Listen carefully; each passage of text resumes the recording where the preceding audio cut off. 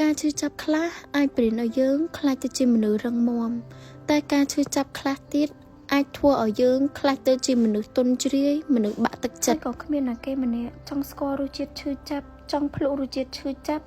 ចង់ជួបរឿងដែលធ្វើឲ្យឈឺដែរតែបើសិនជាពេលវេលានោះវាបានមកដល់ត្រូវតែខំមាត់ខំចិត្តសកត់យកវាឆ្លងវាផុតឬមួយក៏មិនផុតគឺអាចសម្រេចបានទេគឺស៊ីសងទៅលើពេលវេលាសម្រាប់ខ្ញុំគឺជាក្មេងស្រីម្នាក់ដែលឆ្លងកាត់ភាពឈឺចាប់ជាច្រើនក្នុងជីវិត20ឆ្នាំជាងនេះមិនមែនឈឺចាប់ម្ដងមិនមែន2មិនមែន3គឺវាច្រើនដងខ្លាំងបំផុតមេរៀនជីវិតមួយគឺមកខុសគ្នាការឈឺចាប់មួយគឺអត់ដែរដូចគ្នាគឺតែងតែថ្មីរហូតសូម្បីតែរឿងដែលខ្ញុំកំពុងតែជួបឥឡូវនេះគឺជារឿងដែលខ្ញុំភ័យខ្លាចបំផុតនៅក្នុងជីវិតរបស់ខ្ញុំតែងតែផ្សងកុំឲ្យខ្ញុំជួបរឿងនេះខ្ញុំតែងតែព្យាយាមលាក់បាំងគ្រប់យ៉ាងតែចុងក្រោយខ្ញុំនៅតែមានថ្ងៃនេះសូមមកថាតើខ្ញុំបាក់ទឹកចិត្តអត់បើខ្ញុំរឹងមាំតាំងពីទូចឯហ្នឹងមនុស្សកាន់តែរឹងមាំគឺកាន់តែភ័ព្វពាក្យនេះគឺខ្ញុំតែងតែនិយាយគ្រប់ពេលដែលខ្ញុំទន់ជ្រាយគ្រប់ពេលដែលខ្ញុំចង់បាក់ទឹកចិត្តខ្ញុំតែងតែប្រាប់ខ្លួនឯងថាខ្ញុំរឹងមាំមកយូរហើយខ្ញុំរឹងមាំតាំងពីទូចមកហើយខ្ញុំឆ្លងកាត់គ្រប់រឿងឆ្លងកាត់រឿងច្រើនអញ្ចឹងរឿងនេះខ្ញុំត្រូវតែឆ្លងកាត់ឲ្យបានខ្ញុំត្រូវតែស៊ូឲ្យបានត្រូវតែទ្រាំឲ្យបានពីមកដំណាក់កាលទៅមកដំណាក់កាលពីមួយរឿងចូលមួយរឿងគឺខ្ញុំតែងតែបានបទពិសោធន៍ថ្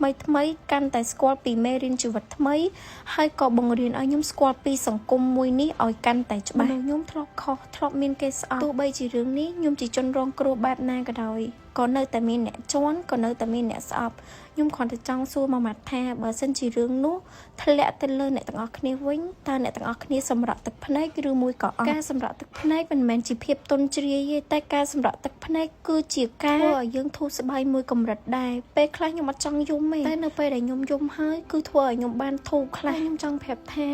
មួយរឿងនេះខ្ញុំអាចឆ្លងវាផុតខ្ញុំនឹងស៊ូឲ្យបានខ្ញុំនឹងទ្រាំឲ្យបានឈឺចាប់បែបណាក៏ដោយអត់អាចគេងមកកន្លែងអត់អាចអង្គុយមកកន្លែងអត់អាចយំមកជីវិតទេ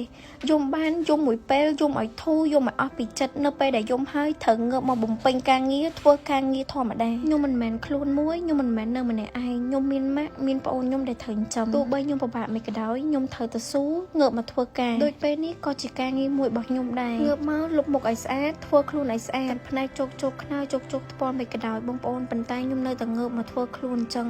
ដោយឥឡូវនេះគឺខ្ញុំបានលាងមុខលាងមាត់លាងអីឲ្យស្អាតឲ្យធូរឲ្យស្រឡះឲ្យជ្រះថ្លានិយាយទៅឥឡូវនេះគឺខ្ញុំបានមកលាងជាមួយនឹង foam white Thera ខ្ញុំប្រើប្រាស់ foam white Thera ជាប្រចាំតែម្ដងខ្ញុំលាងជំរះភាពទលីដីតែទលីដីមើលនឹងភ្នែកអត់ឃើញទេអញ្ចឹងយើងត្រូវតែរក foam ណាដែលល្អដើម្បីលាងជំរះបានស្អាតបន្ទាប់ពីខ្ញុំលាងមុខហើយគឺខ្ញុំមកប្រើជាមួយនឹង serum white Thera អ្នកទាំងអស់គ្នាដូចខ្ញុំនិយាយចឹងថានៅពេលដែលយើងយំគឺយើងបាក់មែនតើហ្មងបើសិនជាយើងអត់ថែសម្រស់ទេគឺយើងនៅអាក្រក់ខ្ញុំអត់អាចអាក្រក់បានទេដោយសារតែខ្ញុំមានការងាររបស់ខ្ញុំច្រើនណាស់ដែលខ្ញុំត្រូវធ្វើនៅនឹងមុខនៅនឹងសម្រស់អញ្ចឹងហើយឥឡូវនេះគឺខ្ញុំប្រើជាមួយ serum white Thera serum នេះនៅពេលដែលលាបទៅ